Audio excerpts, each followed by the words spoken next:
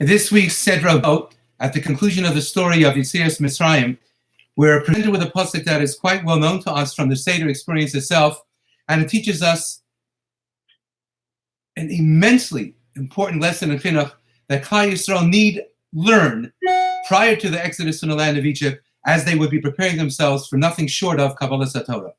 The pasuk states, "V'higadata levincha bayom ahu leimar," and you will tell over to your child on that day, saying, "Bavor zeh asa Adonai li b'tzeisim b'Mitzrayim." Because of this, in order, explains Rashi, that I will fulfill the mitzvahs of Hashem Yisparach, the mitzvahs of Pesach, Matzah, and Marah that we point to at the Seder itself, Bavor zeh, because of this, HaKadosh Baruch Hu did everything on my behalf within the land of Egypt. And we know from the Seder itself, from Chazal, that the Ba'avor Zeh Asa Hashem Li B'Tzeisim Mitzrayim comes to underscore the fact that HaKadosh Baruch Hu did this for me, whereas regarding a Rasha, Li V'lo Lo, She'ilu Hayisa Sham Lo Hayisa Kedai Ligoel, that you, Mr. Rasha, the evil son, were you to have been in Egypt, were you to have adopted such a posture, were you to have been walking around asking, what does all this work mean for you? Why are you engaging in it? You, in fact, at the end of the day, would not have been redeemed. But, however, as the Ksav Sofer, the first part of the pasuk we know as well is coupled with one of the four children, one of the Arba Abanim, and it's not the Rasha.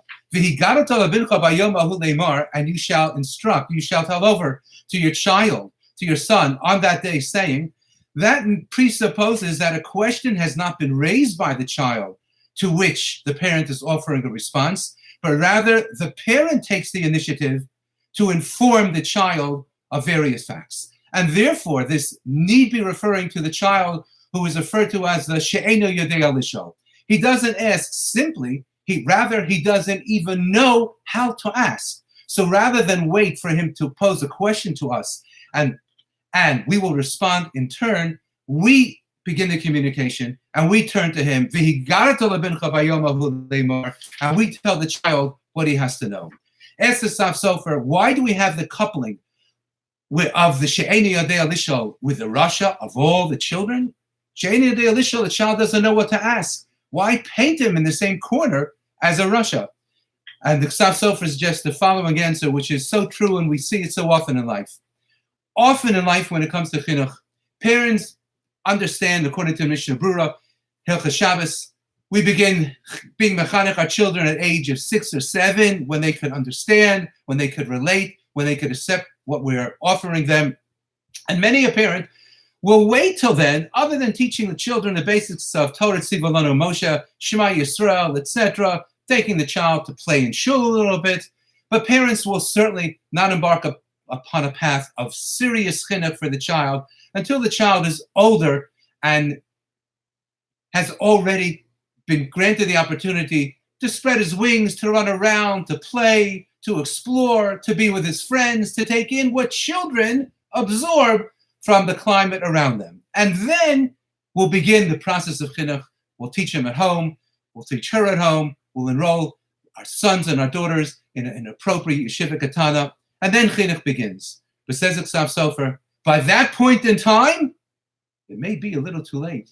Because by that point in time, when the child has absorbed all kinds of different things that at best can remove from his tabla raza the opportunity to have the words of Torah and the musar of Torah's Yisrael emblazoned and scripted in indelible fashion upon his heart and upon his soul and upon his upon his mind, he'll be clogged and he'll have so many other things that he enjoys, that he loves doing, that he'll enjoy doing far more than sitting and learning with his father or with his mother.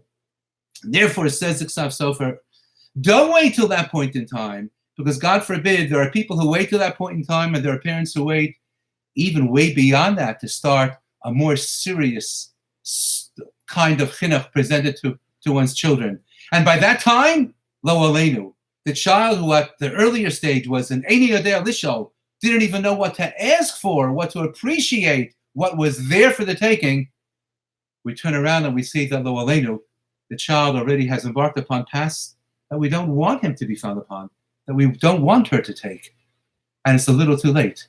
So says the Chassam Sofer, start early. V'higalato lebincha b'yom hahu lemar. Start when a child is too young to ask.